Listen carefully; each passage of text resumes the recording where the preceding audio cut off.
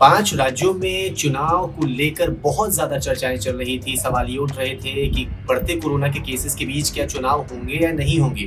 खैर, चुनाव आयोग की ओर से स्थिति साफ कर दी गई है और अब जो 5 राज्य हैं, वहाँ चुनाव की तारीखें क्या कुछ होंगी, कितने फेज़ में होंगे, एक-एक डिटेल आ चुकी है। सबसे पहले आपको हम ये बताते हैं कि आखिर 5 वो राज्य कौन-कौन से हैं जहाँ पर चुनाव होने वाले हैं। इसमें सबसे पहला है उत्तर प्रदेश, दूसरा है उत्तराखंड, तीसरा है पंजाब, चौथा है गोवा और पांचवा है मणिपुर।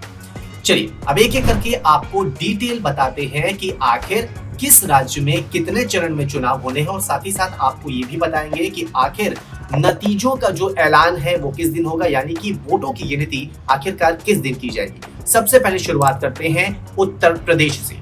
अगर हम बात करें उत्तर प्रदेश की तो यहाँ पर कुल 403 सीटों पर चुनाव होने हैं। 7 चरण में चुनाव कराए जाएंगे और नतीजे 10 मार्च 2022 को आएंगे। पहले चरण की बात करें तो 10 फरवरी 2022 को पहले चरण का मतदान होगा। दूसरे चरण का मतदान 14 फरवरी 2022 को होगा। तीसरा चरण 30 फरवरी 2022 को है, तो वहीं चौथे चरण का मतदान 23 फरवरी 2022 को होगा। पांचवें चरण का मतदान 27 फरवरी 2022 को है, तो वहीं छठा चरण 3 मार्च 2022। सातवां चरण यानी कि आखिरी चरण का चुनाव 7 मार्च 2022। देखिए उत्तर प्रदेश काफी बड़ा राज्य है, लिहाजा जो चुनाव है वहां पर जो चरण है वो काफी ज्यादा हो जाते हैं। 403 सीटें हैं, इसलिए 7 चरण में जो चुनाव है वो कराए जा रहे हैं। अब हम बात करते हैं उत्तराखंड। उत्तराखंड की बात करें तो यहाँ पर कुल सीटें हैं 70 और एक चरण में चुनाव होगा। नतीजे 10 मार्च 2022 को ही आएंगे।